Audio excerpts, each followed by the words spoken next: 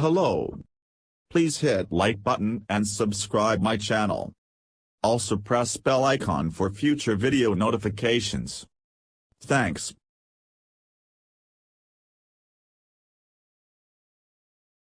According to a new paper by Concordia researchers published in the Journal of Cognition and Development, the answer largely depends on age.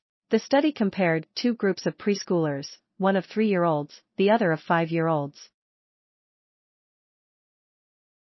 The children participated in Zoom meetings featuring a video of a young woman and a small robot with humanoid characteristics, head, face, torso, arms and legs, called Now, sitting side by side.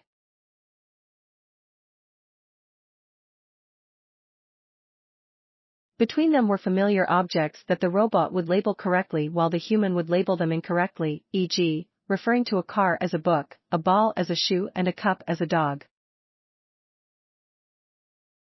Next, the two groups of children were presented with unfamiliar items, the top of a turkey baster, a roll of twine and a silicone muffin container.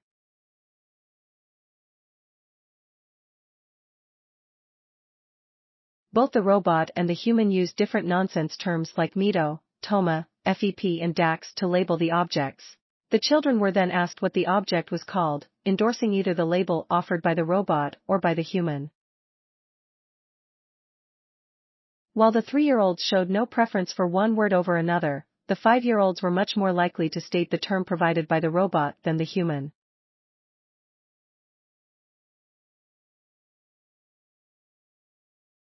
We can see that by age 5, children are choosing to learn from a competent teacher over someone who is more familiar to them even if the competent teacher is a robot, says the paper's lead author, PhD candidate Anna Elizabeth Baumann. Horizon postdoctoral fellow Elizabeth Goldman and undergraduate research assistant Alexandra Meltzer also contributed to the study. Professor and Concordia University Chair of Developmental Cybernetics Diane Pulin-Dubois in the Department of Psychology supervised the study.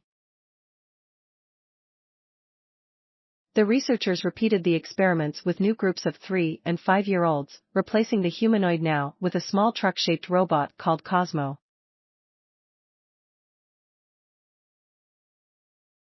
The results resembled those observed with the human-like robot, suggesting that the robot's morphology does not affect the children's selective trust strategies. Baumann adds that, along with the labeling task, the researchers administered a naive biology task. The children were asked if biological organs or mechanical gears formed the internal parts of unfamiliar animals and robots. The 3-year-olds appeared confused, assigning both biological and mechanical internal parts to the robots. However, the 5-year-olds were much more likely to indicate that only mechanical parts belonged inside the robots. This data tells us that the children will choose to learn from a robot even though they know it is not like them. They know that the robot is mechanical, says Baumann.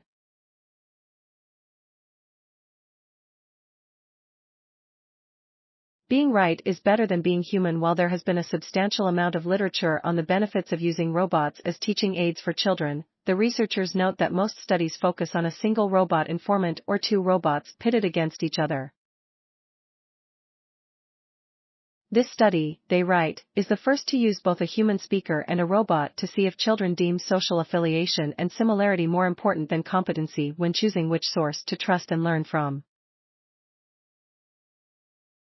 Pulin-Dubois points out that this study builds on a previous paper she co-wrote with Goldman and Baumann. That paper shows that by age 5, children treat robots similarly to how adults do, i.e., as depictions of social agents. Older preschoolers know that robots have mechanical insides, but they still anthropomorphize them. Like adults, these children attribute certain human-like qualities to robots, such as the ability to talk, think and feel, she says. It is important to emphasize that we see robots as tools to study how children can learn from both human and non-human agents, concludes Goldman. As technology use increases, and as children interact with technological devices more, it is important for us to understand how technology can be a tool to help facilitate their learning. Thanks for watching. Please subscribe my channel for more videos.